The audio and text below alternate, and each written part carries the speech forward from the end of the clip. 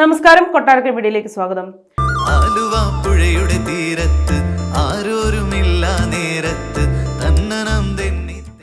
പ്രേമം സിനിമയിലൂടെ ഹിറ്റായ ആലുവയിലെ നീർപ്പാലം അടച്ചുപൂട്ടി ജലസേചന വകുപ്പ്. കമിതാക്കളുടെയും ലഹരിമരുന്ന് വിൽപ്പനക്കാരുടെയും സാമൂഹിക വിരുദ്ധരുടെയും ശല്യം കൂടിയതിനാൽ പാലം അടയ്ക്കണമെന്ന് വാർഡ് കൗൺസിലർ ടിൻഡു രാജേഷ് നവകേരള സദസ്സിൽ മുഖ്യമന്ത്രിക്ക് പരാതി നൽകിയിരുന്നു. ഇതേ തുടർന്നാണ് നടപടി.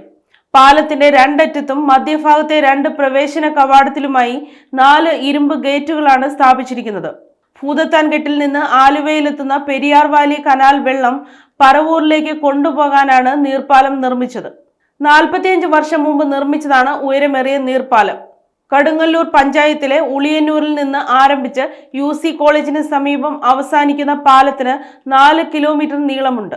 പാലത്തിന്റെ അടിത്തട്ടിലൂടെയാണ് വെള്ളം ഒഴുകുന്നത്. മേൽത്തട്ടിലൂടെ പ്രകൃതി ഭംഗി ആസ്വദിച്ച് നടക്കാം.